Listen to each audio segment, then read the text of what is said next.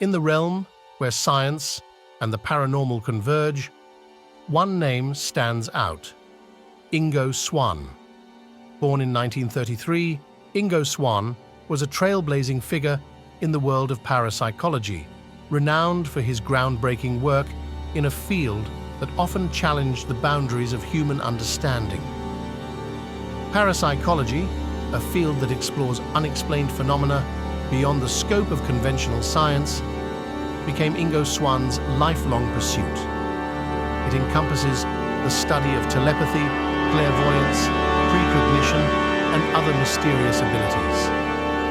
In the 1970s, as interest in the paranormal grew, a new and groundbreaking discipline emerged: remote viewing. Ingo Swann played a pivotal role in shaping this field, turning the impossible into the possible. Swann's talents did not go unnoticed. He was enlisted by government agencies for classified projects, including the top-secret remote viewing program. These collaborations opened new doors to the exploration of human consciousness. As a child, Ingo often experienced psychic phenomena. He had a natural talent for art, and his creativity seemed to be intertwined with his intuitive abilities. These early experiences hinted at the extraordinary path he would later embark upon. Ingo Swann participated in various psychic experiments, including telepathy and clairvoyance. His unique abilities began to capture the attention of researchers and scientists. In the 1970s, Ingo Swann had already made a name for himself in the world of parapsychology. His remarkable psychic abilities and innovative experiments had captured the attention of researchers. It was during this time that the phone rang in Ingo Swann's New York City apartment. On the other end of the line was an invitation that would change his life. The voice on the other end belonged to Dr. Harold Puthoff, a scientist at the Stanford Research Institute. Ingo Swann participated in many successful remote viewing missions during his time at the Stanford Research Institute, SRI, as part of the US government's remote viewing program. While specific details of many of these missions remain classified, some have been declassified. In one notable mission, Swann was asked to remote view the location of a missing Soviet bomber aircraft. He provided information that was reportedly consistent with the actual location where the wreckage was found, even though the mission was initially classified.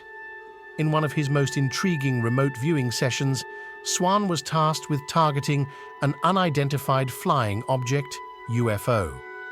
According to his accounts, he successfully remote viewed a UFO that was then tracked by military radar. Swann made sensational claims about his remote viewing experiences with the planet Mars. Swann asserted that during his remote viewing sessions, he described various aspects of the Martian landscape, including unusual structures, barren plains, and even the presence of intelligent life. What set Swann's claims apart were the sketches he produced during these sessions. He depicted what he believed to be artificial structures on the Martian surface, including pyramids and geometric patterns. Perhaps the most controversial aspect of Swann's claims was his assertion of contact with intelligent beings on Mars. He described telepathic communication with Martian entities, offering insights into their advanced civilization. The Crater Sessions, Ingo Swann conducted a series of remote viewing sessions to describe targets on the Moon's surface, including craters and geological features. Some of his descriptions were reportedly quite accurate, which was seen as valuable information for lunar exploration. Swann discusses one of his missions with Art Bell, who hosted a paranormal late-night talk show on AM radio.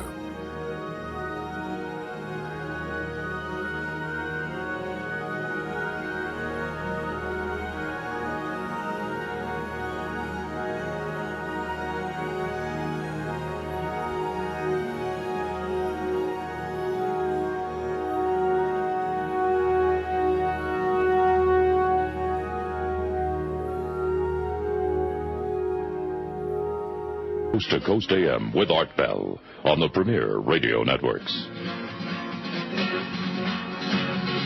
Well, coming up is a guy I've wanted to interview for years and years. He is the father, or maybe the great-grandfather, the guy who originated remote viewing, Ingo Swann. I've been waiting for this one, coming up shortly. More Coast to Coast AM with Art Bell. Here again is Art. Everybody that I have talked to, from all of the remote viewers that I have interviewed, and I believe that of the government program, those who speak publicly, I have interviewed all, to astronauts, to everybody that you talk to. When the name Ingo Swann is mentioned, usually it's followed by the greatest natural psychic ever born, a natural psychic. He is the great-grandfather, or the father of, depending on how he wants it, promo. And knowledge in this area, Ingo? Yes, I do. It's really strange. That's okay. This is the home of strange. This is the home of strange. Yeah. Well, in 1975, I found myself invited into a very strange remote viewing thing. That's the whole story of that is the first part of my book, Penetration. And it turned out this was really, really strange, the way it went about and things. But it turned out that the guy involved was very obviously part of a larger system having deep concern in extraterrestrial matters. He wanted me to remote view certain locations on the moon, of all things. Mm-hmm. So I did that. And then he kept asking, while we were doing this, it took about 3 days in an underground installation somewhere. It took about 3 days, and he kept introducing the topic of telepathy as an oh, by the way type of thing. And so finally, I can be really naive and sometimes, and it took me about 48 hours to say, this guy's not interested in remote viewing. He already knows what's on the moon. He's interested in the telepathic thing, And so I said, come on, you guys have a problem, a telepathic problem with ETs, don't you? And, of course, that blew the cool of everybody. And I had promised not to talk about this for 10 years. For 10 years? There was no paper trail of this project and anything. But what had happened was I briefly got on the inside of this super-duper secret thing of dealing with ETs. And it turns out I didn't play my cards right, project, What is on the moon, Ingo? Stuff. Stuff. And them. And them. Their stuff. It's not our stuff. Well, there has been, when you think about the U.S. space program, yes. The manned space program particularly, yes. Over 30 years ago we went to the moon, and we've never gone back. That's right. Nor have we gone anywhere else with men. That's right. And a lot of people have been really curious about that, and I know they talk about money and they talk about a lot of other things. And I've interviewed a lot of astronauts, Ingo, and when you ask them about their time on the moon, walking on the moon, they give you really strange answers. Like, they'll say, well, it's funny, but when I think about it, the entire experience was surreal, and we've asked specific questions about, like, did you see this or did you see that? And there's sort of a stutter-step hesitation, and they'll say, no, but it could have been there, and I could have not seen it. I was in such Really? Did they go that far? Yeah. Yes. I've never heard anyone go that far. Yes, I have.